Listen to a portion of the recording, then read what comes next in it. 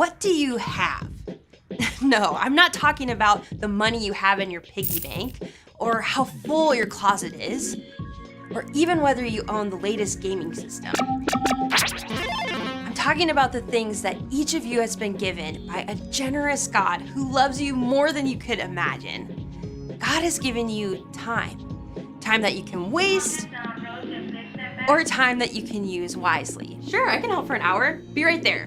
God has given you words you can use to hurt someone. I cannot believe you! Or to make someone stay. Way to go, you rocked it! God has given you unique talents and abilities, gifts you can ignore, or gifts that you can grow.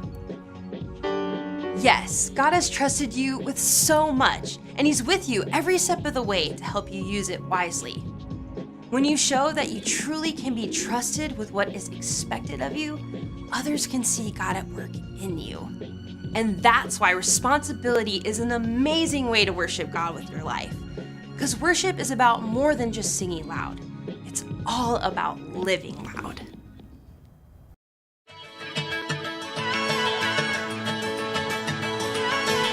You never turn away, you never leave my side. And every time I call your name out just to find that you're already right here with me, never been alone. I can trust you with my heart, 'cause this I know. You are always faithful, you love me from the start. No matter what I'm facing, I will trust you with my heart. You are more than able to lead me through the dark. Your love is never failing, I will trust you with my heart. Whoa, I will trust you with my heart. There are days when I feel I need a friend, and then I hear your voice reminding me again that you're already right here with me, never been alone. I can trust you with my heart, 'cause this I know.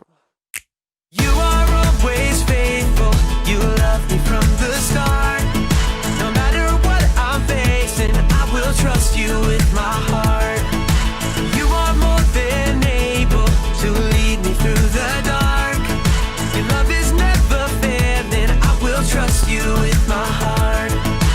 Whoa, I will trust you with my heart.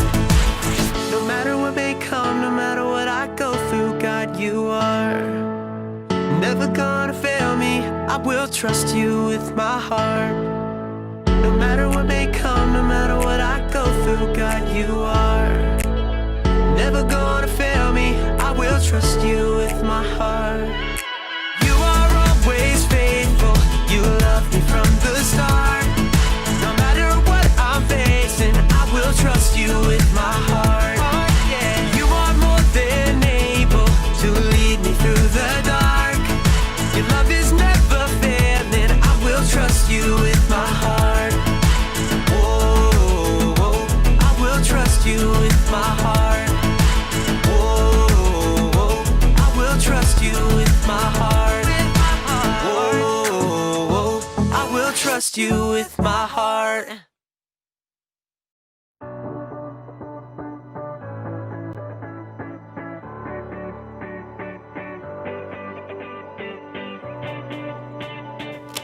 Hey everybody, my name's Erica, and if you're like me, you love playing games!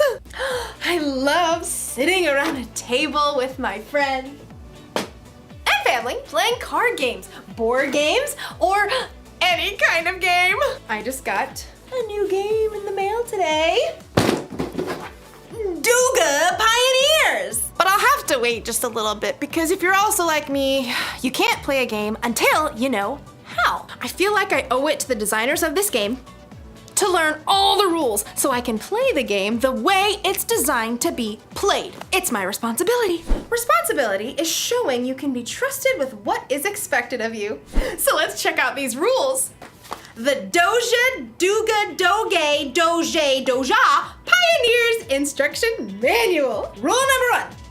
Each player should roll the enclosed red die To determine who goes first, the person who rolls the highest odd number should be the first player to begin the adventure. The person who rolls the lowest even number should draw a standard utility card. If the card is beige, they should go second. If the card is fuchsia, they should go last. If the card is orange or gold, all dice rolls are null and void, and the process should be repeated from the beginning. Okay. Rule number 127. Should you run out of standard utility cards or action cards, you must pause the game until more cards are ordered, and cards can be purchased from the website listed below. Expected delivery can be 8 to 10 business days. Oh, this is exhausting. I get it. We need a lot of rules. Rules are important in the games and in life. But we'll learn in today's story. Maybe the rules don't have to be so complicated. Let me just pull this back to where it, excuse me, sorry. The Bible. It's 66 books of history, stories, letters, and poetry that fit together to form God's one big story. The epic adventure of how He created us and loves us so much that He made a way to rescue us. As we travel through the Bible, from Genesis to Revelation, we discover people who met God and found their lives changed forever. Now, for an amazing story, inspired by the book of Matthew, chapter 22, verses 36 through 40. The book of Matthew, the very first book in the New Testament, was written by, you guessed it, Matthew. Now, even though he was a tax collector and disliked by others, he became one of Jesus' followers. And years later, he wrote an eyewitness account of the things that Jesus said and did. For example, he tells us of the day that the religious leaders tried to trap Jesus with a trick question. Teacher, which is the most important commandment in the law? The religious leaders followed 613 different laws. They wanted Jesus to pick just one law so Jesus would get in trouble for leaving out the other 612 laws. But Jesus didn't fall into their trap. Instead, he took this opportunity to show everyone that following God doesn't have to be complicated. Love the Lord your God with all your heart and with all your soul. Love Him with all your mind. This is the first and most important commandment. And the second is like it. Love your neighbor as you love yourself. Everything that is written in the law and the prophets is based on these two commandments. Now, Jesus wasn't saying that the other 611 laws were wrong. He was only saying that if you look at every choice in your life through the lens of loving God and loving others, you won't go wrong. If you love God and love people, you will fulfill all the other laws. It's truly that simple. Often, it's in our darkest times that we find the most amazing opportunities to show love to others. In the past year, due to COVID-19, we've seen a lot of people put themselves on the line to help others. Doctors, nurses, medical workers. But we've also seen grocery store cashiers and delivery workers put themselves at risk of getting sick. So each of us could have the food and supplies we need. That's love in a big way. And you know what? Young people and kids have stepped up too. In Reno, Nevada, a college student named Jade Powell recruited a few friends to help elderly people buy their groceries during the pandemic.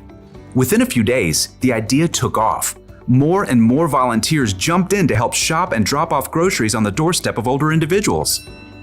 Within weeks, Shopping Angels reached all 50 states and other countries too, all because one student saw a need and chose to stop and show God's love. Sometimes showing love to others only takes a few minutes. In Columbus, Ohio, Taryn, who is 9, and Calliope, who's 6, knew their elderly neighbor loved classical music. Because she was in isolation and couldn't go out, they took a concert to her front porch. For 30 minutes, they played a private cello concert just to brighten her day. It was a simple and amazing way to show love to others. Let's look at one more story. In Portland, Oregon, a high school junior named Julia Lynn quickly realized that with school closed, some kids and families would not be able to get enough to eat. She put out the word online in her community, requesting food donations. Within days, she received over 400 responses.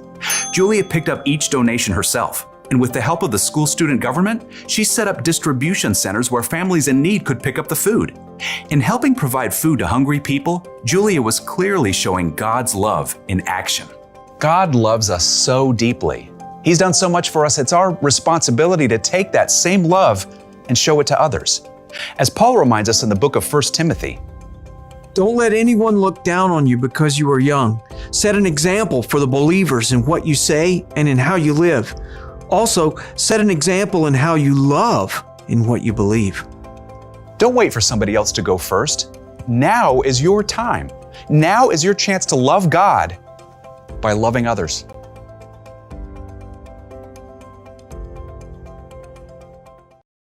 Hey, have you ever noticed how many rules there are in life? Look both ways before crossing the street. Hey, you! Look both ways before crossing the street! No talking in class. No talking in class, children. No talk. You can't say something nice? Don't say anything at all. If you can't say anything nice, don't say anything at all. When you read the Bible, you'll see even more. There are hundreds of rules and commandments from God in here. And learning all of them would be really complicated, even if you studied them your whole life. But here's the good news. It doesn't have to be so complicated. Jesus said that all God's commandments, all of his rules, are based on just two. Rule number 1.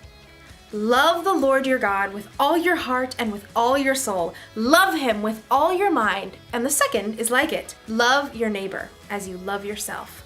Love God, love others. It's so simple. When you follow that rule, all the other rules are taken care of. After all, you're not always gonna have the rule book with you.